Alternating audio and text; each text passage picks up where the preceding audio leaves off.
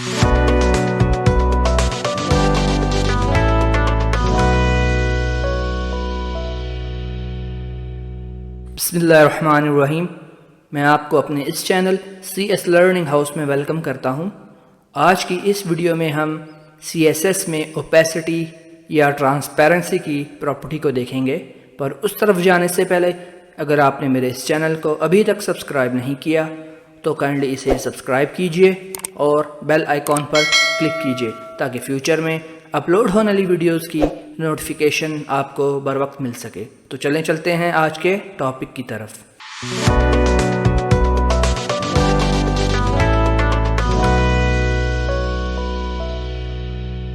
मैंने एक सिंपल सा HTML डॉक्यूमेंट बनाया है जिसमें मैंने दो इमेजेस को इंसर्ट करवाया है। एक इमेज की आईडी है image1 और दूसरी इमेज की आईडी है image2। मैं इन इमेजेस पर ओपेसिटी की प्रॉपर्टी को अप्लाई करूंगा। ओपेसिटी की प्रॉपर्टी हम यूज़ करते हैं इमेज की ट्रांसपेरेंसी को सेट करने के लिए और इसकी रेंज होती है 0 से 1.0 तक, यानी हम 0 से 1 के दरमियान तक कोई भी नंबर सेट कर सकते हैं ट्रांसपेरेंसी को सेट करने के लिए। ट्रांसपेरेंसी या ओपेसिटी की प्रॉपर्टी हम इमेजेस के लिए यूज़ करते हैं या बैकग्राउंड कलर को ट्रांसपेरेंट करने के लिए यूज़ करते हैं। तो सबसे पहले हम इन इमेजेस पर ओपेसिटी की प्रॉपर्टी अप्लाई करते हैं। आईडी को कॉल करने के लिए मैं हैश का साइन यूज़ करूँगा। image1 curly bracket start and close, और यहाँ मैं ओपेसिटी की प्रॉपर्टी यूज़ करता हूँ और इसकी मैं वैल्यू दे देता हूँ 0.5। मैंने इसे सेव किया, ब्राउज़र में आकर रिफ़्रेश किया तो आप स्क्रीन में देख सकते हैं कि जो image1 थी उसकी ट्रांसपेरेंसी 0.5 हो चुकी है, जबकि दूसरी इमेज की मैंने ट्रांसपेरेंसी सेट नहीं की। उसकी भी कर लेते हैं। image2 ओपेसिटी और इसकी मैं वैल्यू देता हूँ 0.3। सेव किया, ब्राउज़र में आकर रिफ़्रेश किया तो आप स्क्रीन में देख सकते हैं कि image2 की भी ओपेसिटी सेट हो चुकी है।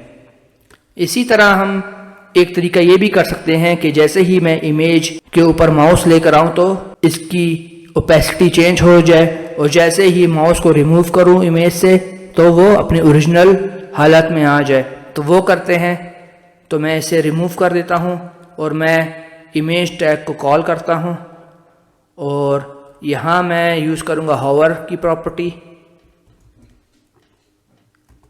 ओपेसिटी 0.5, मैंने इसे सेव किया, ब्राउज़र में आकर रिफ़्रेश किया। अभी देखिए जैसे ही मैं माउस इमेज के ऊपर लाता हूँ तो इमेज की ट्रांसपेरेंसी चेंज हो जाती है और जैसे ही रिमूव करता हूँ तो इमेज अपनी ओरिजिनल हालत में आ जाती है। इसी तरह मैं image2 पर माउस लेकर जाऊँगा तो इसकी भी ट्रांसपेरेंसी चेंज हो जाएगी। जिस तरह हम इमेज पर हॉवर की प्रॉपर्टी यूज़ कर सकते हैं और ओपेसिटी की प्रॉपर्टी यूज़ कर सकते हैं, इसी तरह हम डिव पर भी कर सकते हैं। तो मैं दो डिव यहाँ क्रिएट कर लेता हूँ।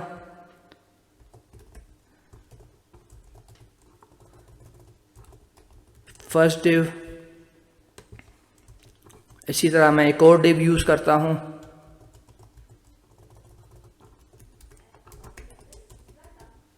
इसे मैंने सेव किया, ब्राउज़र में आकर रिफ़्रेश किया तो दो डिव क्रिएट हो चुके हैं।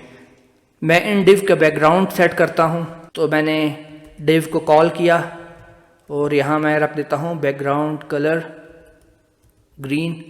सेव किया, मैंने रिफ़्रेश किया तो आप स्क्रीन में देख सकते हैं दोनों डिव का जो कलर है वो ग्रीन सेट हो चुका है। अभी मैं चाहता हूँ कि सेकंड जो डिव है ये ग्रीन कलर में थोड़ी सी ट्रांसपेरेंसी आ जाए, तो मैं उसके लिए क्या करूँगा, div2 को कॉल करने के लिए मैं यहाँ क्लास का एट्रीब्यूट ऐड कर लेता हूँ और यहाँ मैं क्लास को कॉल करता हूँ div2 और यहाँ मैं ओपेसिटी की प्रॉपर्टी यूज़ करता हूँ 0.6। मैंने इसे सेव किया और ब्राउज़र में आकर रिफ़्रेश किया तो आप स्क्रीन में देख सकते हैं कि जो दूसरा सेकंड डिव है उसके कलर में थोड़ी सी ट्रांसपेरेंसी आ चुकी है। उम्मीद करता हूं कि आपको ओपेसिटी की प्रॉपर्टी को CSS में अप्लाई करना आ चुका होगा। अगर आपको मेरी ये वीडियो पसंद आई हो तो काइंडली इसे शेयर कीजिए, लाइक कीजिए और कमेंट कीजिए। अभी नेक्स्ट वीडियो में CSS की न्यू टॉपिक के साथ आपकी खिदमत में पेश होऊंगा। तब तक अल्लाह हाफिज़।